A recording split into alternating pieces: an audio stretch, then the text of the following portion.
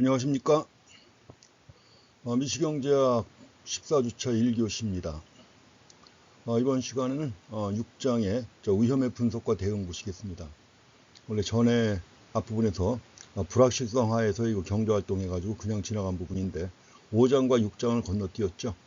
5장은 생략하고 6장의 위험에 대해서 공부하시겠습니다. 기말시험 때문에 자꾸 질문하시는 분들이 있는데, 기말시험에 대해서는 이제 곧 공지사항에 올릴 것입니다. 올릴 건데, 시험 날짜는 거의 정해져 있죠. 다음 주 수요일 날 3시에 보겠습니다. 방식은 지난번 중간시험하고 같은 방식으로 해가지고 진행을 하겠습니다. 그래서 문제를 갖다 올려드리면 여러분들이 그 문제지에다가 직접 답을 써가지고 다시 업로드하는 이런 방식으로 해서 시험 보겠습니다. 지금 부정행위와 관련해 가지고 지금 전국의 대학교뿐만 아니라 인하대학교도 상당히 긴장하고 있는데 그냥 공정하게 하시기 바랍니다. 물론 답안지 여러 가지 다 검토해 가지고 비슷한 거 있으면은 객관식 문제 같은 경우 답안 틀린 답안 순서까지도 똑같다 그러면은 일단 의심이 가는 거죠. 그러니까 그런 의심 안 받게 공정하게 시험 보시기 바랍니다. 6장의 내용은 위험의 분석과 대응인데 먼저 위험에 대한 태도 보실 겁니다. 주로 이 내용 가지고 볼 겁니다. 여러 가지 위험에 대한 태도하고 이제 공정한 도박, 또 위험에 대한 태도와 효용함수, 그리고 무차별 곡선 볼 것이고요. 그 뒤에 이어서 나오는 게 위험 프리미엄과 확실성 등가하고, 그 다음에 세 번째로 위험에 대한 대응이 있는데 아마 그 2절과 3절에 대해서는 그 다음 시간 2주차에서 이제 공부하시게 될 것입니다. 먼저 위험에 대한 태도가 나와 있습니다. 위험에 대한 태도 해가지고 되게 경제 주체가 위험한 기회. 사실은 우리가 당면한 모든 의사결정 상황은 다 위험한 상황이죠. 확실한 상황이라는 건 있을 수 없죠. 그래서 경제학에서 지금까지 우리가 공부한 것처럼 항상 그 완전 경쟁 시장을 전제로 해가지고 완전한 정보가 있는 이런 상황을 전제로 해가지고 의사결정하는 문제를 갖다 공부했습니다만은, 그렇지만 현실은 어때요? 불확실하죠. 불확실하고 또 완전한 정보가 있는 것도 아니고, 그냥 모든 의사결정 상황은 다 위험한 상황이죠. 위험한 상황인데, 그럼 이런 위험한 상황에 직면해 가지고 이제 위험을 어떻게 처리하느냐 하는 것입니다. 그래서 경제 주체가 위험한 기회를 어떻게 인식하고 또 그에 따라서 행동하는가 하는 건데, 행동이라는 게 결국 뭐죠? 의사결정을 얘기하는 것이죠. 그래서 위험에 대한 태도해 가지고 보통 세 가지로 분류합니다. 첫 번째가 위험 기피적인 태도죠. 위험 기피적이라고 하는데 다른 책에서는 위험 회피라고 많이 나옵니다. 그러니까 위험을 피하려는 태도죠, 가급적이면. 그래서 리스크 어버스라고 해가지고 위험 기피적인 투자자를 갖다가 리스크 어버터라고 하죠. 리스크 어버터 이렇게 얘기를 합니다. 위험 기피적 또는 회피적인 태도가 있습니다. 가급적이면 뭐예요? 위험은 피하려고 하는 것이죠. 그 다음에 두 번째는 위험 중립적인 태도가 있는데, 위험 중립적 해가지고 리스크 뉴트럴이라고 합니다. 위험 중립적이라고 할 때는 위험을 전혀 고려하지 않는 겁니다. 물론 위험이 있지만 위험을 생각하지 않고 그냥 행동하는 거예요. 그래서 이거 갖다 위험 중립적이라고 합니다. 세 번째는 위험 애호적 태도가 있는데 리스크 러빙. 그래서 위험 애호적인 이런 투자자를 갖다가 리스크 러버라고 하죠. 위험 애호라고도 이렇게 번역했는데 다른 책에서는 위험을 선호한다고도 많이 나옵니다. 위험 선호적인 태도 해가지고 크게 위험에 대한 태도에는 기본적으로 세 가지가 있습니다. 위험에 대한 태도 해가지고 위험 애호적이다. 위험을 어떻게 선호하느냐 이런 얘기인데, 위험을 선호하는 사람이 있죠. 혹시 고스톱 해보셨습니까? 고스톱. 포커는 과거에는 그 대학생들도 잔디밭에 앉아가지고 포커 많이 했습니다. 제가 대학 들어왔을 때가 80년대인데 80년대는 그때 유행했던 것이 마이티예요. 잔디밭 곳곳에 학생들 모여 앉아 있는데 대부분 보면 카드 갖다 놓고 마이티 하는 그 게임들을 많이 합니다. 물론 이제 우리가 화투 갖다가 고스톱을 하려면은 판이 있어야 되잖아요. 판이 있어야 되는데 잔디밭에서는 그게 안 되니까 마이티를 많이 했습니다. 근데 이제 고스톱들도 많이 하죠. 어디 놀러 가거나 이러면. 고스톱 할 때 점수가 났습니다. 점수가 나가지고 났는데 이런 상황에서 더 날 수 있단 말이죠. 더 날 수 있을 때 어떻게 합니까? 고 하죠. 고 하는데 고 해가지고 만약에 돌아가서 내가 점수를 더 났다. 그럼 어떻게 되는 거예요? 소득이 더블입니다. 흔히 더블인데 더블이라고 하죠. 더블. 근데 만약에 그 상황에서 또 고했다. 고해가지고 한번 지나가서 점수가 또 났다. 그럼 뭐예요? 따더블입니다. 따더블은 더블의 더블. 2의 제곱이에요. 2의 제곱. 그러니까 그만큼 뭐 아주 그냥 딴 돈이 커지는 거죠. 이럴 때 당연히 가능성이 있다면 기꺼이 위험이 있지만 위험을 갖다가 선호하고 고하는 거죠.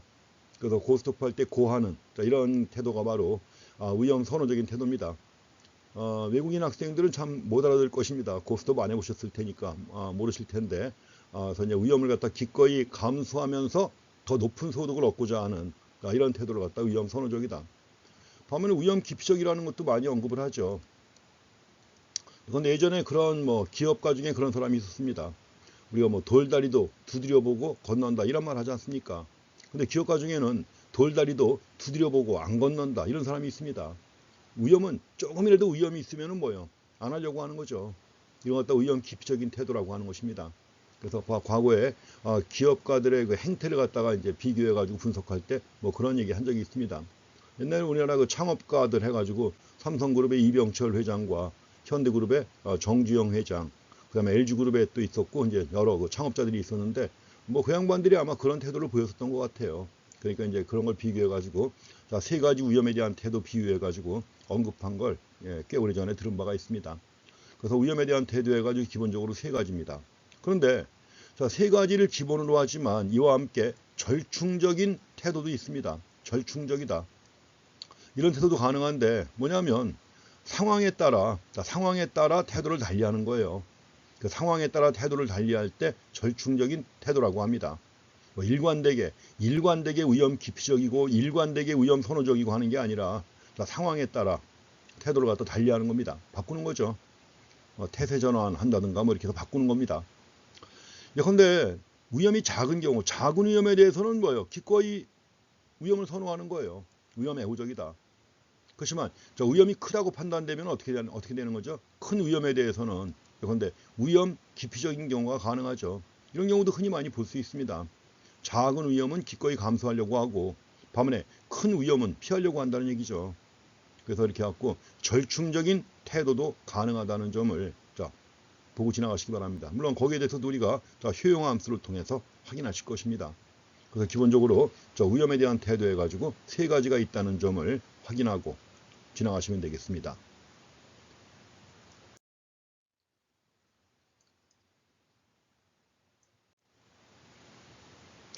이 위험에 대한 태도를 갖다 먼저 우리가 살펴봤는데 이게 왜 중요하냐면 위험에 대한 태도가 위험 하에서 위험이 있는 상황에서 의사결정을 함에 있어서 아주 결정적인 역할을 갖다 합니다. 위험 하에서의 의사결정, 이게 결정적인 역할을 한다. 근데 사실은 우리가 현실적으로 모든 의사결정엔 다 위험이 있죠. 말씀드린 것처럼 완전한 정보도 없고 이런 상황이기 때문에 현실은 불확실한 상황입니다. 그 불확실한 상황에서 의사결정을 한다는 게 결국 뭐예요? 항상 어느 정도의 위험은 있는 거죠. 크건 작건. 그래서 이 위험에 대한 태도가 위험 하에서의 의사결정에 결정적인 역할을 갖다 하게 됩니다. 그래서 이제 이런 위험에 대한 태도가 경제 주체의 효용함수에 반영이 됩니다. 우리가 이제 효용함수는 유틸리티 해가지고 U라고 표시를 하실 겁니다. 할 건데, 효용함수에 그대로 반영이 돼요. 경제 주체의 효용함수에 위험에 대한 태도가 반영된다. 그런데 우리가 투자활동도 마찬가지죠. 경제 주체의 효용함수와 관련해가지고 투자활동도 위험에 대한 태도에 의해서 좌우되어 있죠. 위험에 대한 태도가 어떠냐에 따라서 좌우됩니다. 그런데 주식 투자하는 경우에는 뭐예요? 주식은 큰 돈 벌 수도 있지만 날릴 수도 있죠. 그렇기 때문에 주식 투자 같은 경우에는 위험을 선호하는 사람이 보통 주식 투자를 갖다 하죠. 위험을 선호할 때. 그 다음에 채권 투자 같은 경우 채권은 원금 날릴 가능성은 없죠. 원금을 날릴 가능성은 없습니다. 그러니까 되게 위험을 피하는 사람들이 채권 투자를 많이 하죠. 되게 우리가 주식 투자하고 채권 투자에 대해서는 연령대별로 그 구성의 차이가 있습니다. 되게 그 젊은 계층, 한 50 이전의 젊은 계층이 투자할 때는 주식 비중이 매우 높아요. 왜냐면 다 날려도 다시 복구할 기회가 있지 않습니까? 그렇지만 이제 50 중반 넘어가서 이제 위험을 피하는 태도가 형성이 되는데 그럴 땐 채권에 많이 하죠. 왜냐하면 주식 갖고 했다가 다 날리면 복구할 기회가 이제 나이가 점점 많아지니까 복구할 기회가 없다는 것이죠. 그래서 이렇게 갖고 좀 더 안전한 자산을 원할 때 채권 투자를 많이 합니다. 부동산 투자 같은 경우에도 그렇죠. 부동산의 경우에도 뭐 기회만 잘 잡으면 큰 돈 벌죠. 그렇지만 부동산 같은 경우에는 현금화하는 데 시간이 걸린다는 점도 감안하셔야 됩니다. 가지고 또 근데 은행 예금 같은 경우에는 이자 얼마 안 되지 않습니까? 아주 안전한 투자를 선호할 때 이럴 때 은행 예금을 갖다 듭니다. 그래서 모든 투자 활동이 위험에 대한 태도와 연관되어 있습니다. 그래서 위험 선호자들은 주로 주식에 많이 투자를 하고 그 다음에 위험을 갖다 기피하는 투자자들은 채권 투자라든가 은행 예금을 많이 선호합니다. 당연히 그렇죠. 위험에 대한 태도에 따라 달라지는 것입니다.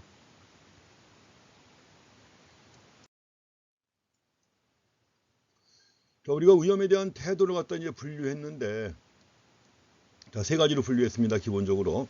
근데 위험에 대한 태도를 갖다 분류하는 것도 여러 가지 분류 기준이 있습니다. 우리가 보통 이제 분류 기준 해가지고 3가지 정도를 갖다 볼 겁니다. 3가지 정도 나오는데 뒤에 가면 하나가 더 추가가 됩니다. 또 그래서 3가지에 더해가지고 이제 하나 더 4가지 기준을 갖다 보통 제시합니다. 그 중에 첫 번째가 공정한 도박 기준이에요. 이 도박이라고 하는 갬블인데 공정한 도박입니다. fair gamble, 공정한 도박.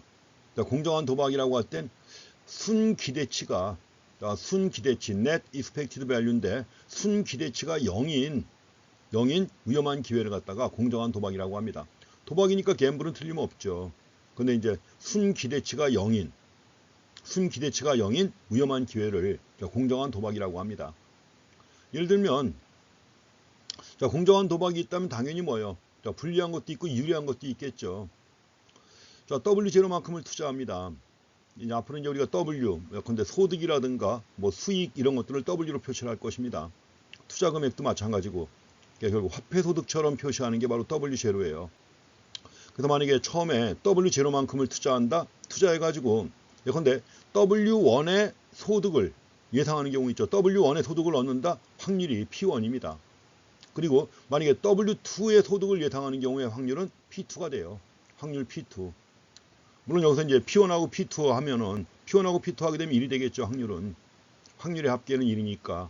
그래서 W0를 투자해가지고 두 군데 투자한 겁니다. 1과 2에 투자했어요. 1과 2에 투자했는데 1에서 소득을 얻을 때 W1인데 확률은 P1이고 2에서 소득을 얻을 때 W2만큼을 얻는데 확률은 P2가 되는 것입니다.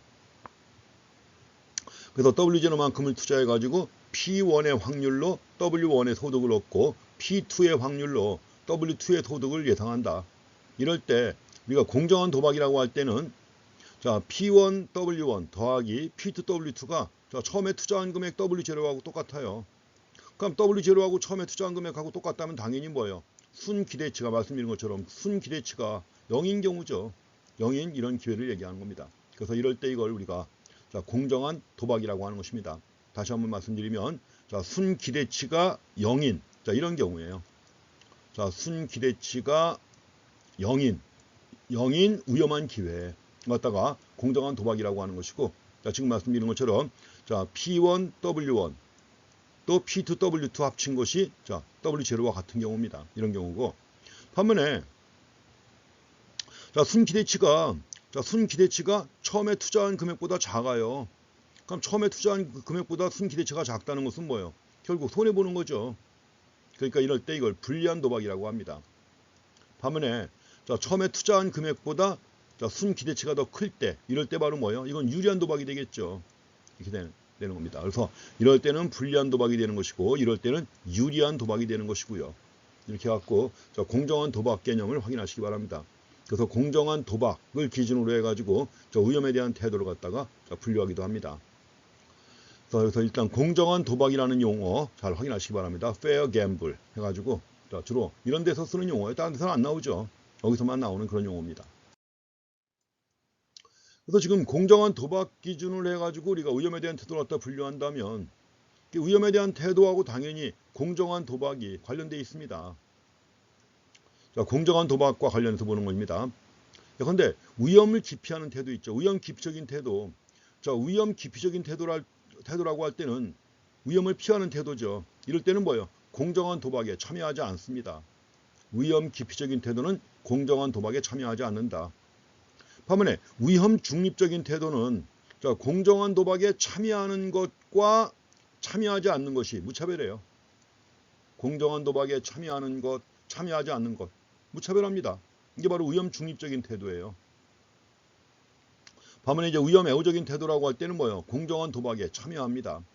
이렇게 해가지고 공정한 도박에 참여하느냐 참여하지 않느냐 무차별하느냐 이와 관련해 가지고 세 가지 위험에 대한 태도를 갖다 분류하는 것입니다. 위험 기피적일 때는 공정한 도박에 참여하지 않는다. 또 위험 중립적일 때는 무차별하다. 위험 애호적일 때 공정한 도박에 참여한다는 거. 이렇게 해가지고 공정한 도박을 기준으로 해가지고 위험에 대한 태도를 갖다가 분류하기도 합니다.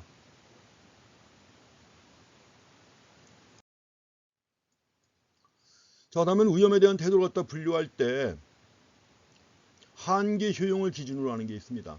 한계 효용인데 결국 효용함수죠. 우리가 앞에서 한계 효용 개념을 갖다 그래프로 봤었죠. 효용함수를 갖다 기준으로 해가지고 위험에 대한 태도를 갖다 분류하기도 합니다. 그래서 여기서 경제주체의 효용함수, 경제주체의 효용함수 U의 형태에 따라서 한계 효용이 결정이 됩니다. 한계 효용이 결정되고 이것이 바로 위험에 대한 태도하고 관련되어 있습니다. 위험에 대한 태도와 관련되어 있다. 그런데 우리가 위험 기피적인 태도라고 할 때는 한계 효용이 체감하는 형태입니다. 전에 우리가 봤던 그래프 한번 잘 생각해 보시기 바랍니다. 그래서 우리가 한계 효용이 체감하는 경우 효용함수는 강오목합니다. 강오목하다.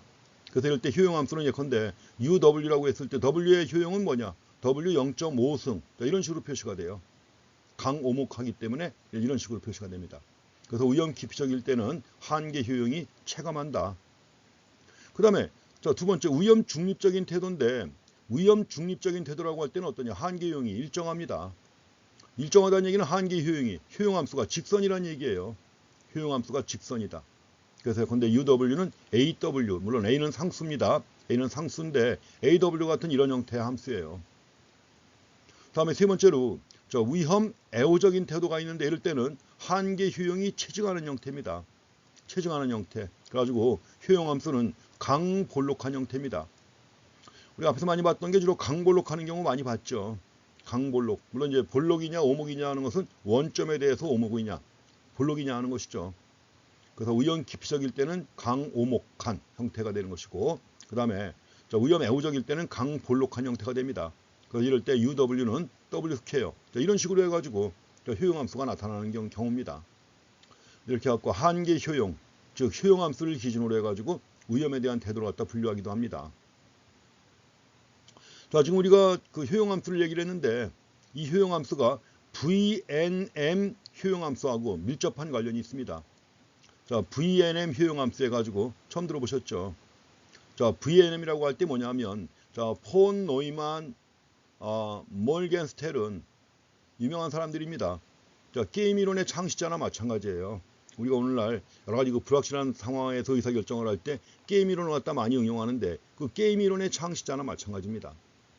존, 폰, 노이만 둘 다 독일 사람이에요. 독일 학자들이고 그래서 주로 이제 2차 대전 이전에는 독일 잠수함 부대의 전략을 연구한 겁니다. 잠수함 부대의 전략이라는 게 뭐예요? 진짜 위험한 상황이죠. 자, 잠수함끼리 싸운다. 잠수함끼리 어뢰를 쏴가지고 상대방 잠수함을 완전히 폭파시키는 거예요. 잠수함 전투라는 게 결국 뭐예요? all or nothing이죠. 다 살든지 다 죽든지 둘 중에 하나입니다. 이럴 때 결국 잠수함의 함장의 판단에 따라서 부하들 다 죽을 수도 있고 다 살 수도 있는 거 아닙니까? 이런 전략을 갖다가 이제 구사한 거예요. 가지고 잠수함 함장들에게 알려주고 하는 그런 거죠. 그래가지고 만약에 적 잠수함이 어디쯤 지나갈 것이다. 어디쯤 지나갈 것이라고 예측을 한 다음에 숨어 있다가 어뢰에서 오는 거죠. 이런 거 흔히 유보트라고 해가지고 과거에는 그 영화도 많았습니다. 흑백 영화지만 영화로다가도 많이 보여주고 영화 한번 볼 때마다 그 당시 그 독일군이죠. 연합군이 만든 거 아군이 만든 거니까 영화는 다 연합군 쪽에서 만든 거니까 죽는 건 다 누구예요? 독일군이죠. 하루 저녁에도 수백 명, 수천 명씩 독일군이 죽어나가고 그랬었는데 바로 그 독일 잠수함 부대의 전략을 연구했던 학자들이에요. 게임 이론이죠, 이게 다. 이게 존 폰 노이만. 근데 이제 보통은 폰 노이만이라고 합니다. 폰 노이만이라고 하는 것이고, 그 다음에 오스카 몰겐스테른이 있는데, 오스카 몰겐스테른 해가지고, 자, 폰 노이만 몰겐스테른 해가지고, VNM 함수라고 그래요. 그래서, 이 두 명의 학자가 이제 2차 대전이 끝난 다음에는, 자, 미국으로 건너가가지고, 미국의, 자, 프린스턴 대학에서, 교수 역할을 했던 겁니다. 교수를 했던 건데, 그래갖고 이렇게 해서 이제 또 배운 사람이 존 내시가 있죠. 내시 균형을 제시한 내시입니다. 그래서 VNM 효용함수의 성질과 밀접한 관련이 있다는 거 한번 정리하고 지나가시기 바랍니다. 자, 지금 이게 바로 W입니다. W고, W는 소득입니다. 게임을 해서 얻는 소득이에요. 그리고 이건 이제 한계 효용입니다. W에 대한 한계 효용이에요. 우리가 보통 그렇잖아요. 자, 소득이 많을수록 당연히 효용은 증가하죠. 근데 소득이 많을수록 효용이 어떻게 증가하느냐? 되게 여러 가지 유형이 있습니다. 그러니까 처음에 소득이 적은 상태에서 소득이 증가했다. 아주 효용이 크죠. 근데 이미 소득이 충분히 있는 상태에서 만약에 소득이 똑같이 증가한다. 첫 번째 처음에 얻은 만족만큼 만족이 클까요? 대개는 아니죠. 대개는 아닌데 물론 이제 다다익선이라는 사람도 있지 않습니까? More is better. 그렇기 때문에 이제 위험에 대한 태도에 따라 달라지는 거예요, 이게. 자, 그래가지고 여기서 이제 위험 기피적인 사람의 VNM 효용함수입니다. 자, 이게 VNM 효용함수 이런 식으로 표시합니다. 뭐냐면 이게 이제 지금 원점에 대해서 이게 강오목하는 경우에 지금 이게 자, 첫 번째 그림이 강오목입니다. 강오목이고 여기서는 지금 자 구부러지죠. 아래를 향해서 구부러지고 있을 때 우리가 지금까지 많이 본 것처럼 한계는 어떻게 돼요? 체감하는 거죠. 한계는 체감하는 형태입니다. 가지고 여기서 이제 근데 요만큼 증가했을 때 이게 요만큼 증가했지만 그 다음 상태에서는 뭐예요? 증가분이 더 작아지는 거죠. 증가분이 더 작아집니다. 똑같이 증가했을 때 증가분이 점점 더 작아지는 이런 형태니까 이 높이가 바로 한계 효용인데 높이가 한계용인데 한계용이 점점 작아지지 않습니까? 한계용이 체감하는 거예요. 체감하는 것이고 이럴 때 이걸 강오목이라고 합니다. 자, 한계용만 표시한다면 여기서 요만큼의 높이 또 요 높이가 한계용이에요. 점점 작아지죠. 한계용은 체감하는 겁니다. 이럴 때 원점에 대해 오목한 형태란 말이에요. 이게 원점에 대해 오목한 형태고 이럴 때 강오목이라고 하는 것이죠. 그럼 이런 투자자라면 어떻게 될까요? 위험 기피적인 투자자입니다. 위험 기피적이다 하는 거. 그래서 위험 기피적인 사람의 VNM 효용함수는 강오목하다. 강오목이고 한계 효용은 체감한다는 거죠. 자, 그렇게 해서 내용 확인하시기 바랍니다. 이제 두 개가 함께 나왔는데 A번은 뭘까요? A번은 위험 중립적인 사람이에요. A는 위험 중립적인 사람. 위험 중립적인 사람의 효용함수는 뭐예요? 직선입니다. 직선이고 한계용은 일정하죠. A점에서나 D점에서나 증가분이 일정합니다. 그래서 한계용이 일정하다. 그리고 위험 중립적이고 자, VNM 효용함수는 어때요? 자, 직선입니다. 반면에 세 번째 이제 B번이죠. B번 같은 경우인데 B번 같은 경우가 바로 뭐예요? 강볼록이에요. 원점에 대해서 강볼록이고 한계용이 어떻게 되나요? 한계용은 여기서는 요만큼이었는데 요만큼이 한계용이었는데 여기서는 한계용이 이만큼의 한계용이에요. 증가분이 여기서 증가분 따져나가면 여기 같은 높이에서 봤을 때 이게 증가분이죠. 증가분이 점점 커진다는 거죠. 한계용은 체증합니다. 한계용은 체증하는 형태고 이게 바로 위험, 애호적인 투자자예요. 위험 애호적이다. 자, 이렇게 해서 우리가 자, 위험 중립적인 경우하고 애호적인 경우 같이 본다면 자, 이런 식으로도 구분해 볼 수가 있습니다. 그래서 강오목일 때 위험 기피적이다. 그 다음에 직선일 때는 뭐예요? 직선일 때는 중립적이다. 그 다음에 강볼록일 때 위험 애호적이다. 그리고 한계 효용과도 매칭해 갖고 보시기 바랍니다. 한계 효용이 체감하면 기피적, 한계 효용이 일정하면 중립적, 한계 효용이 체증하면 위험 선호적입니다. 리스크 러버예요. 이렇게 해갖고 위험에 대한 태도를 갖다가 또 이렇게도 확인해 보시기 바랍니다. 자, 절충적인 사람이 있다고 그랬죠. 절충적인 태도를 가진 사람의 VNM 효용함수입니다. 그 절충적일 때는 아까 얘기했지만 작은 위험에 대해서는 위험 애호적이에요. 위험이 작을 때는 위험 애호적이다. 반면에 큰 위험에 대해서는 위험 기피적이다 이런 거죠. 그래서 이제 여기서 작은 위험에 대해서는 위험 애호적이다. 그러니까 이것이 이제 이렇게 해서 원점에 대해서 이제 강오목이죠. 여기까지는 강오목이고 이 뒷부분에서 또 강오목이에요. 강오목인데 여기까지도 강오목이고, 근데 여기 가서 뭐예요? 반대로 되는 경우도 있잖아요. 이렇게. 이거는 이렇게 올라가는 겁니다. 이렇게 올라가는 거죠. 그러니까 삼자 함수처럼 이렇게 가다가 뭐예요? 이렇게 올라가는 거예요. 이렇게 올라가는 거. 그래서 이럴 때는 강오목이고, 앞부분에서는 여기서는 강오목이고, 그 뒷부분에서는 뭐 강볼록입니다. 이게 강볼록. 그러니까 이제 자, 작은 위험과 큰 위험에 대해서 태도가 달라지는 것이죠. 이게 갖고 절충적인 사람의 경우에는 이런 식으로 해서 또 그려볼 수가 있습니다. 뭐 그림이 지금 정확하지는 않습니다. 정확하지는 않은데 보통 이렇게 보시면 돼요. 이런 식으로 가다가 강오목하게, 그 다음에 이제 어느 순간 이렇게 해서 강볼록으로 바뀔 때 이렇게 가는 겁니다. 정확하게 좀 그려야 되는데 그렇게 안 나왔죠. 근데 되게 뭐 우리 이영환 교수가 쓴 책에 그림 엉망인 경우가 좀 꽤 있습니다. 그래서 이렇게 갖고 절충적인 태도를 가진 사람의 VLM 효용함수도 이런 식으로 살펴보실 수가 있습니다.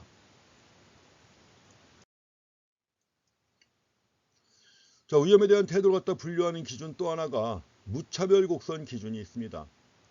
자, 무차별 곡선의 형태를 가지고 이제 파악하는 거예요. 그래서 무차별 곡선의 형태에 의해서 위험에 대한 태도를 갖다 분류할 수 있는데, 일단 앞에서 첫 번째 봤던 공정한 도박과 관련해 가지고 개념을 다시 한번 또 소환합니다. 우리가 공정한 도박이라고 할 때 뭐라고 그랬죠? W0. 처음에 투자 금액입니다. 투자 금액인데 투자 금액하고 기대소득의 합계가 똑같아요. P1W1 더하기 P2W2 같습니다. 이럴 때 바로 공정한 도박이라고 그랬죠. 그럼 만약에 공정한 도박에서 P1, P2 이게 확률입니다. P1하고 P2는 확률인데 확률을 고정하는 거예요. 확률을 고정하는 경우 확률을 갖다 고정시키면 공정한 도박의 조건을 만족하는 모든 W1, W2의 조합을 구할 수가 있습니다. 자, P1과 P2를 갖다 고정하게 되면 공정한 도박의 조건을 만족하는 모든 W1, W2의 조합을 갖다 구할 수가 있습니다. 가지고 이 조합을 갖다가 선으로 연결한 것을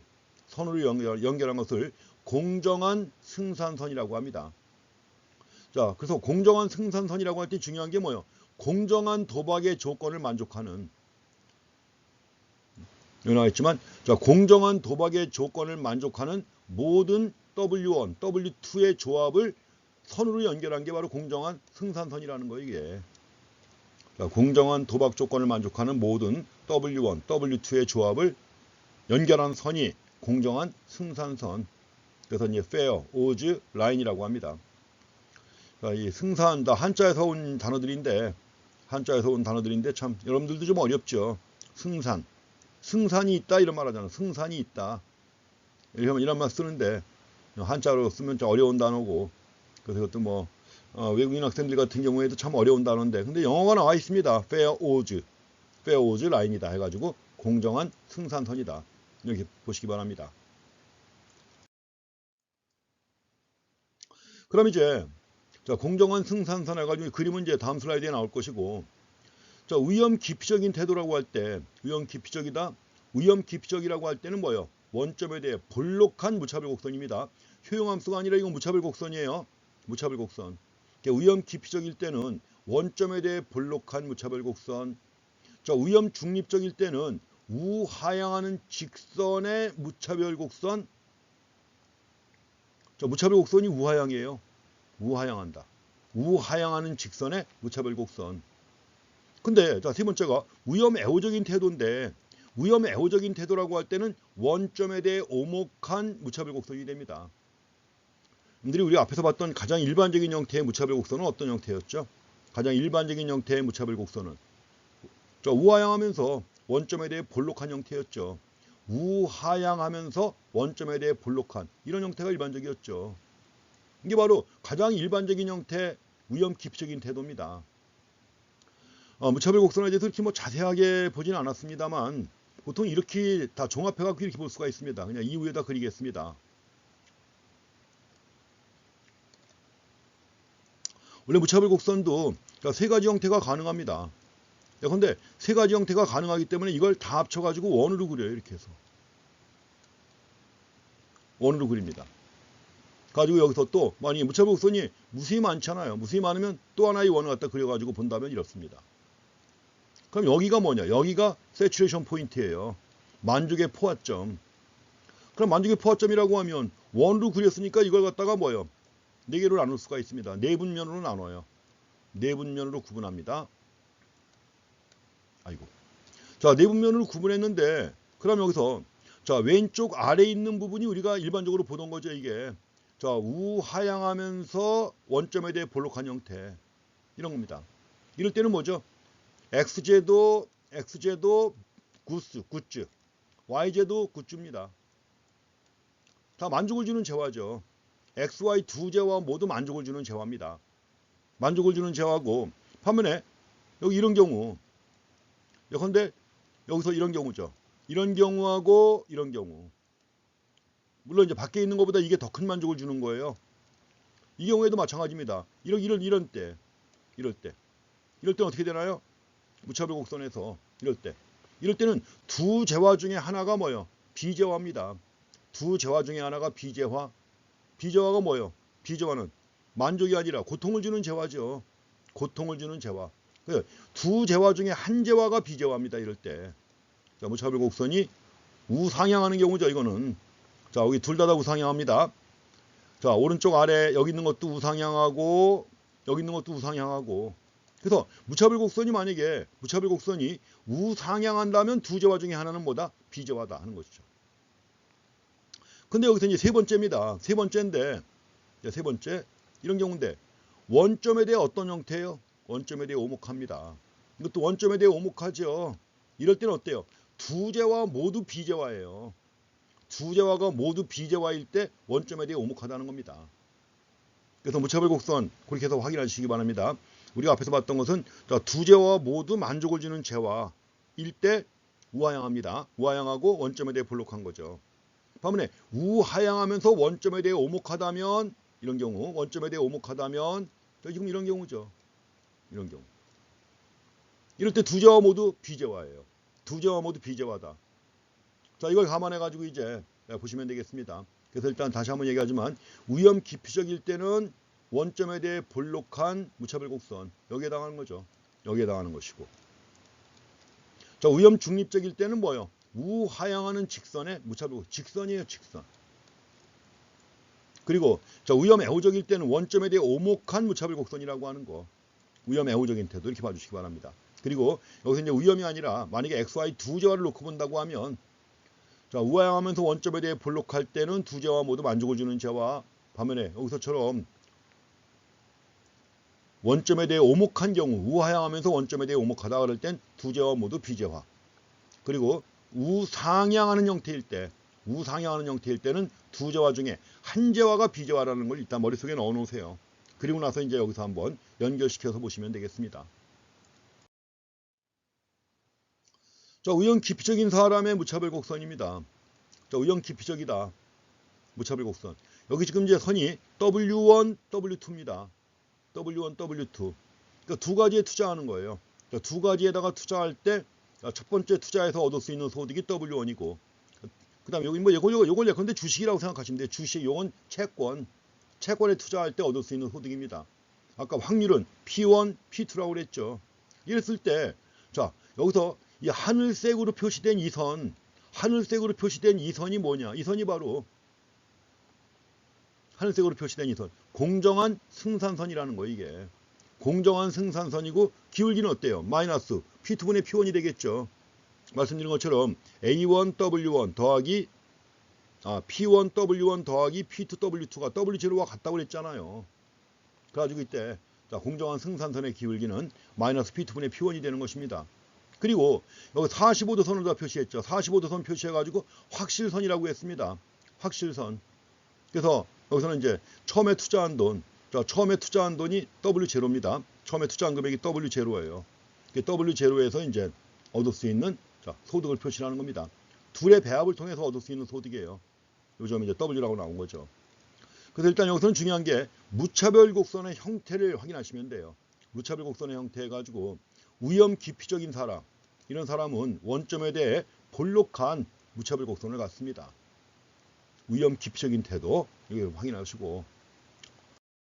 자, 다음에 이제 위험 중립적인 사람의 무차별 곡선인데, 위험 중립적일 때는 뭐죠? 자, 우하향하는 직선이라고 그랬죠. 자, 공정한 승산선하고 무차별 곡선이 똑같아요. 이거는 공정한 승산선하고 무차별 곡선이 똑같은 이런 형태입니다. 이런 경우에 직선이죠. 이게 바로 위험 중립적인 사람의 무차별 곡선이라고 하는 거죠. 다음에 세 번째, 위험 애호적인 사람의 무차별 곡선인데, 원점에 대해 어떤 형태의 오목한 형태입니다. 원점에 대해 오목한 형태, 이런 형태입니다. 그래서 이제 확실선을 중심으로 해서 봤을 때 원점에 대해 오목한 형태고, 근데 여기서 위험을 더 크게 애호할수록, 위험을 더 크게 선호할수록 기울기는 어떻게 돼요? 기울기는 더 기울어진 정도가 더 가파르게 되는 겁니다. 더 오목해진다는 거죠. 그래서 자, 위험을 애호하면 애호할수록 무차별 곡선은 더 오목해진다는 거, 이렇게 해가지고 내용 한번 확인하실 필요가 있습니다. 그래서 위험 애호적인 사람의 무차별 곡선이 이렇다는 거 보시기 바랍니다.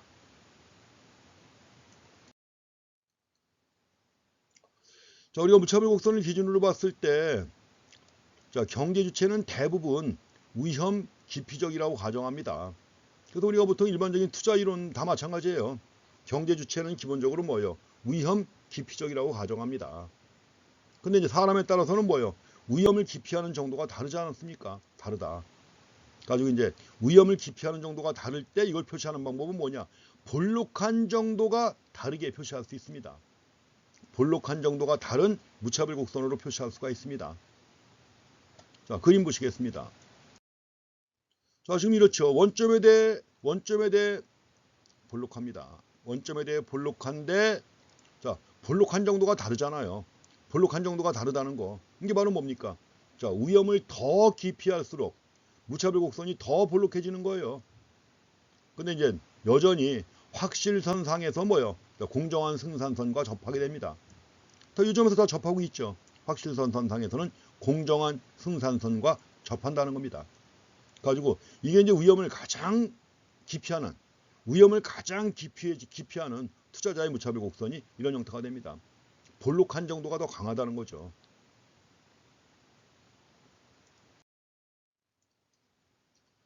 자, 이렇게 해서 위험에 대한 태도와 세 가지 기준 간의 관계, 이거 다 묶어서 정리해 보는 겁니다. 자, 세 가지 기준. 자, 공정한 도박을 기준으로 해가지고, 또 효용함수를 기준으로 해가지고, 그 다음에 무차별 곡선을 기준으로 해가지고, 자, 세 가지 태도를 갖다 정리해 봤습니다. 그래서 이제 어떤 기준에 의해서 평가해도 위험에 대한 태도는 다 같이 연결되어 똑같이 분류가 됩니다. 그럼 이제 지금까지 했던 거 정리하는 겁니다. 위험 기피적인 태도, 공정한 도박에 참여 안 합니다. 한계 효용 체감하는 효용함수입니다. 원점에 대해 볼록한 무차별 곡선이죠. 위험 기피적인 태도, 그리고 이제 위험을 더 기피할수록 볼록한 정도는 강해진다는 거. 다음에 위험 중립적인 태도입니다. 위험 중립적인 태도는 공정한 도박에 참여하는 것과 안 하는 것에 무차별합니다. 자, 공정한 도박에 참여하는 것과 참여하지 않는 것에 무차별하다. 한계 효용은 일정합니다. 그리고 우하향하는 직선 형태의 무차별 곡선이죠. 우하향하는 직선 형태의 무차별 곡선. 다음에 세 번째, 위험 애호적인 태도가 있습니다. 공정한 도박에 참여하죠. 한계 효용은 체증합니다. 원점에 대해 오목한 무차별 곡선이죠. 위험을 더 애호할수록 오목한 정도는 강해지는 것입니다. 자, 이렇게 해서 우리가 위험에 대한 태도를 갖다가 살펴봤는데, 그 뒤에 얘기도 이어서 해야 됩니다만은 시간이 좀 꽤 걸릴 것 같습니다. 가지고 그 뒤에 얘기는 남았습니다. 위험 프리미엄과 확실성 등가에 관해서, 또 위험에 대한 대응 관련해 가지고, 뭐 위험에 대한 대응도 여러 가지, 뭐 우리가 포트폴리오 이론에서 설명하는 자산 분산 투자도 있고 자산 배합도 있죠. 이거 말고도 이제 캡 M 모형이라든가 뭐 이런 걸 통해서 이제 볼 겁니다. 그래서 이런 내용들은 다음 시간에 이어서 계속 하겠습니다. 자, 이 시간 여기까지 하겠습니다. 자, 수고했습니다.